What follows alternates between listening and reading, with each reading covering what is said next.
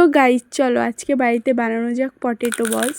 তো এই পটেটো বলসটা কিন্তু ভীষণই মুচমুচে হয়েছিল, খেতেও জাস্ট দারুণ হয়েছিল। তো তার জন্য প্রথমে নিয়ে নেব দুটো আলু।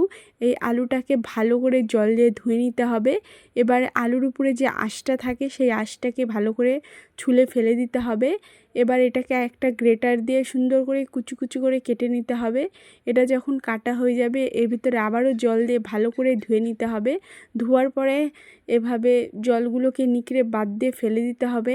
এবার একটা প্লেটে সমস্ত এই কুচনো আলুগুলোকে রেখে এর ভিতরে স্বাদ মতো নুন দিতে হবে। নুন দেওয়ার পরে দিয়ে দিচ্ছি কর্নফ্লাওয়ার। কর্নফ্লাওয়ারটা দিলে কিন্তু এই পটেটো বলসটা ভীষণই মুচমুচে হবে, খেতেও দারুণ লাগবে, এই কারণে আমি কর্নফ্লাওয়ার দিলাম।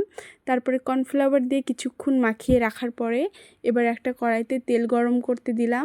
তার ভিতরে এবার ওই আলুগুলোকে নিয়ে এভাবে গোল গোল বল বানিয়ে এবার এক কড়াইতে এক একটা করে ছেড়ে দিচ্ছি। এবার প্রত্যেকটা যখন বলসগুলো বানানো হয়ে যাবে তারপরে এভাবে উল্টে পাল্টে দিলেই কিন্তু কিছুক্ষণ সময় নিয়ে উল্টে পাল্টে ভেজে নিলেই কিন্তু আমাদের হয়ে যাবে পটেটো বলস। তো আজকের ভিডিও কেমন লাগলো কমেন্টে জানাও।